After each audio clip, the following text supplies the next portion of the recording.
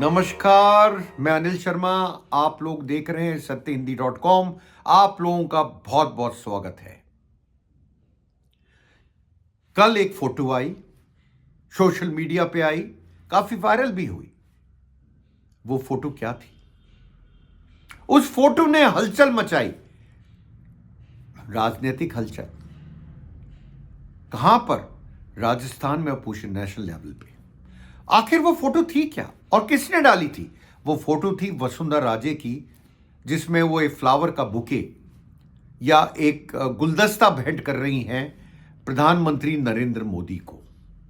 इसको देखने के लिए कई साल बीत गए थे।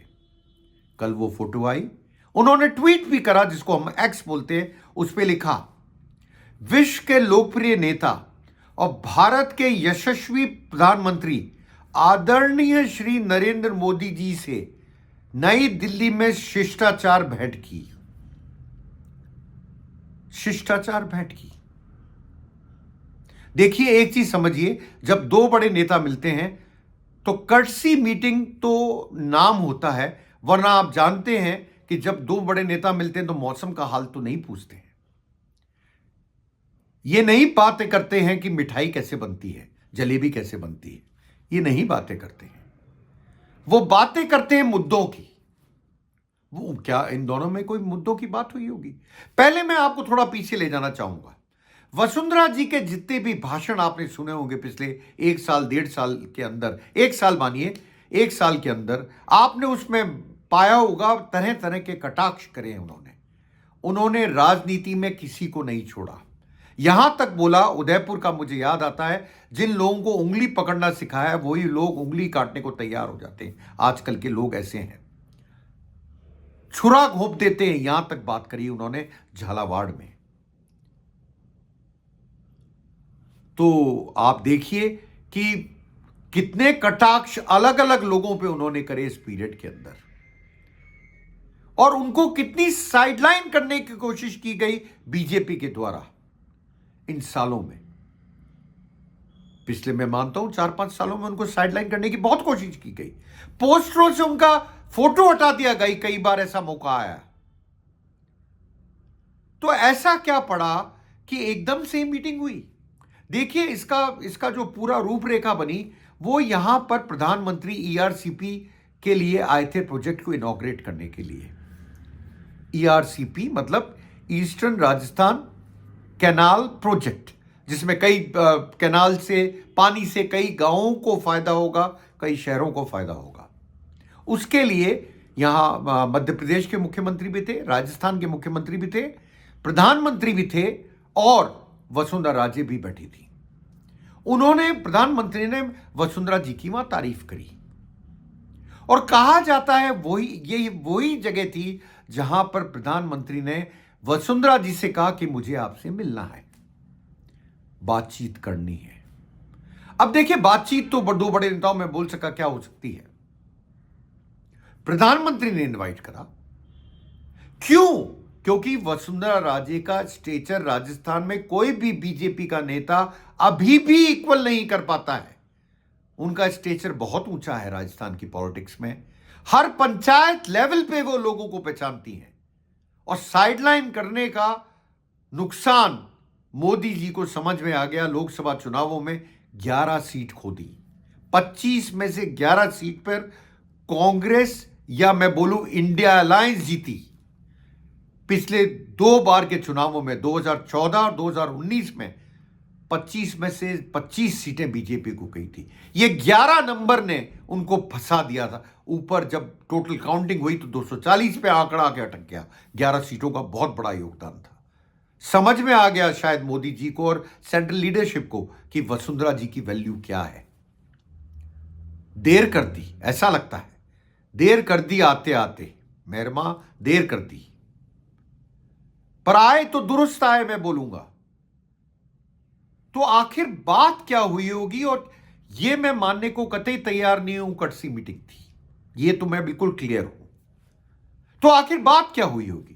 मेरा मानना है सबसे पहले वसुंधरा जी ने अपनी कंप्लेंट्स करी होंगी, जो उनको अभी तक परेशानी हुई है। जिस तरह से उनको साइडलाइन करा गया है, जिस तरह से उनको काउंट नहीं करा गया, किसी भी इलेक्शन प्रोसेस के अंदर उनको तवज्जो नहीं दी गई, मैं बोलूंगा उसकी वजह से उनकी नाराजगी की कुछ बातें उन्होंने मोदी जी को जरूर कही होंगी, ये मेरा मानना है।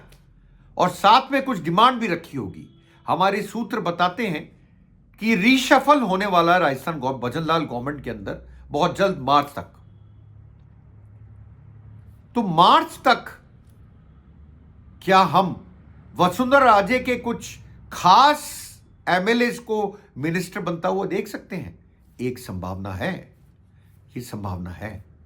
देखिए, राजनीति संभावनाओं का खेल है, संभावनाओं पे ही चलता है। और दूसरी बात बड़ी इंपॉर्टेंट, जो दिखता है वो होता नहीं, जो होता है वो दिखता नहीं। और यही केस है इस फोटोग्राफ का भी, जो दिखता है वो होता नहीं, जो होता है वो दिखता नहीं। मैंने बोला संभावनाओं का खेल है।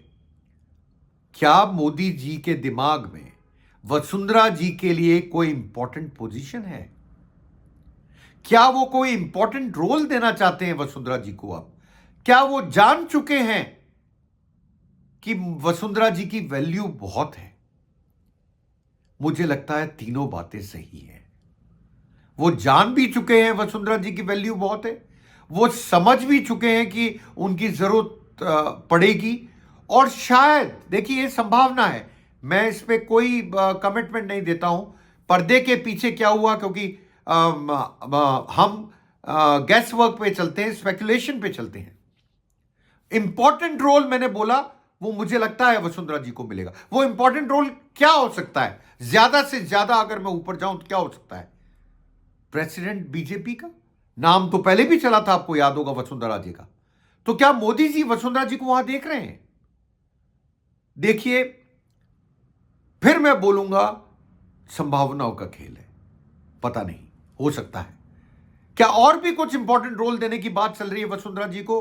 क्या उनको प्लीज करने की कोशिश की जा रही है? क्या दोनों के बीच में अब बर्फ पिघल चुकी है और दोनों में नजदीकियां आ चुकी हैं वापस से एक बार? लगता कुछ ऐसा ही, अगर आप देखें तो फोटोग्राफ को, जिस ढंग से फोटो है, आप वो फोटो देखिएगा, जिस ढंग का वो फोटो है, उस ढंग से लगता है कि दोनों एक दूसरे से बड़े खुशनुमा मिजाज में मोदी जी ले रहे हैं गुलदस्ता वसुंधरा जी से, कैमरे की तरफ देख के करा जा रहा है। तो क्या हम कुछ चेंजेस देख सकते हैं राजस्थान में और नेशनल पॉलिटिक्स में इस मीटिंग के बाद में? मुझे लगता है हां, हमें कुछ ना कुछ देखने को जरूर मिलेगा, स्टेट पॉलिटिक्स में भी, मतलब राजस्थान के पॉलिटिक्स में भी, और सेंट्रल पॉलिटिक्स में भी। देखिए, एक बात आपको माननी पड़ेगी, कितना ह्यूमिलेशन करा गया था वसुंधरा जी का।